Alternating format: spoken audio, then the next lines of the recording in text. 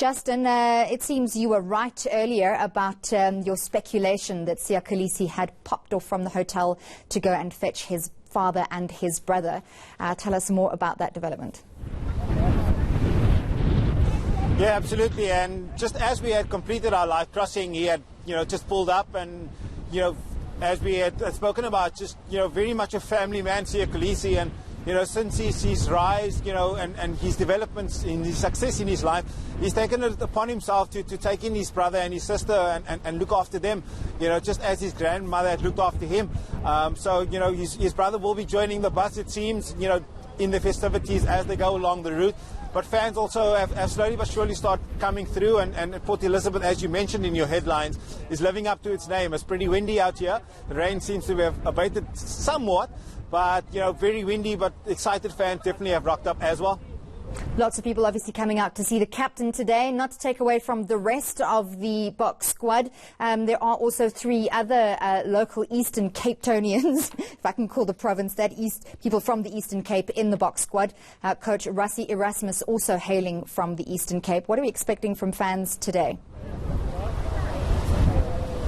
Yeah, absolutely. And another name that we need to mention as well is Mzwandile Stick, the assistant coach that hails from New Brighton, one of the communities out here in Port Elizabeth. And he was seen sort of just coming to meet a very close friend of his outside of the hotel, much to the elation and celebration of the fans that have waited for him. So, the Eastern Cape, Port Elizabeth, rich in rugby history, and more so also the players of colour and from a transformation point of view, and they must be very proud of themselves, and hence why uniting the community and the support that has come out to really celebrate them and their achievements at the Rugby World Cup 2019. Absolutely, good point there. The coaching staff and the support staff just as important to that victory as the players themselves. Earlier, when I spoke to you very early in the morning at 6 o'clock, there weren't that many people lining the streets yet. What is the turnout looking like now as we approach 9 o'clock when that bus is expected to leave the hotel? Well, what we have seen is people actually, arriving at the hotel. What the streets are looking like at the moment, unfortunately, I cannot give you some feedback on that because we have been stationed here at the hotel. We expected to speak to some of the players between 8:30 and 8:45, just before they head out on the bus parade.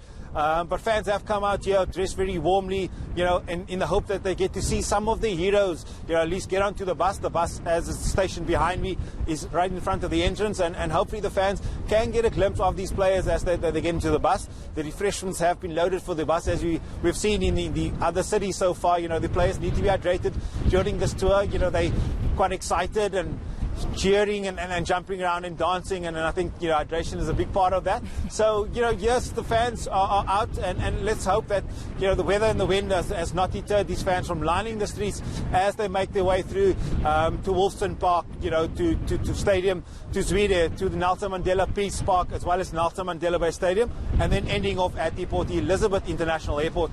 Right, thanks very much for that, Justin. We are going to take you now to the Wolfson Stadium, where our ENCA reporter Sandile Kanhose is there. Sandile, can you tell us about the history of the Eastern Cape Rugby and the significance of the Wolfson Stadium in this tour specifically? Just to give you a scene setter, Andy, good morning, and good morning to the viewers. I mean, I'm from Cape Town, a city notorious for the southeaster, but now I understand why they call PE the windy city. It is very windy. It was raining earlier. And just in terms of the history of black rugby, you've got clubs like Winter Roses, African Bombers that Siya Kolisi actually played for. These are clubs, some of them have been in existence for over 100 years. And I think I heard Justin mentioning the fact that Mzwandile Stick comes from the area, he hails from New Brighton. It's basically, if you thought East London was crazy yesterday with the scenes that you saw, you can just imagine what it's going to be like here in PE, with the captain coming home with that World Cup trophy, the coach coming home, he's from just outside PE, the assistant ball coach from Mzwandile Stick, former captain of the SA7s, the Blitzbokker, he's coming home also, and they're coming home with trophy in hand. So I mean, it's a very rich region in terms of giving talent to the Springbok or to the national setup.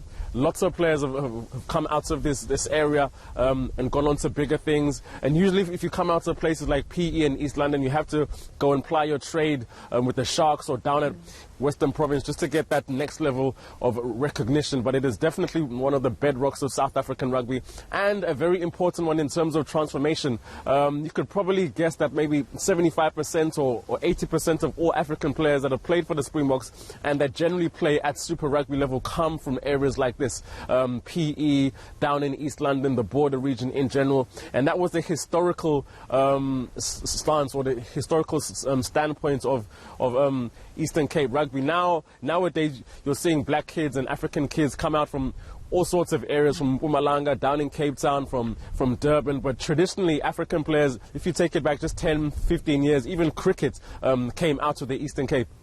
So, seeing as PE has played such a significant role in transformation of rugby, are we expecting to see a lot more emotional responses? I know a lot of people are overwhelmed, and there's a lot of joy, there's a lot of national pride in seeing this team, people getting to interact with them. But is today expected to be more significant, more emotionally charged for a lot of the fans and for a lot of the youngsters who might be looking to follow in their footsteps?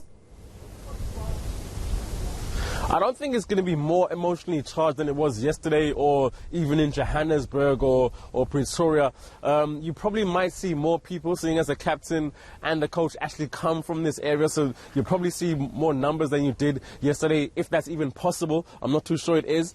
But, I mean, people do understand the significance. The Eastern Cape has been underdeveloped on all sorts of fronts, whether you're speaking sports, whether you're speaking industry, whether you're speaking just socio-political context. It's been underdeveloped all across the board. So to see the World Cup trophy come home with the captain and the coach and the assistant coach bringing it home, it's going to be definitely a very significant day for people of this region who understand that this region does need to be developed and taken to the next level, because a lot of talent does come out of places like PE, places like Mthatha, places like East London and the Eastern Cape in general. Thanks very much for that, Sandile. We'll keep you updated as that BOK tour gets underway today.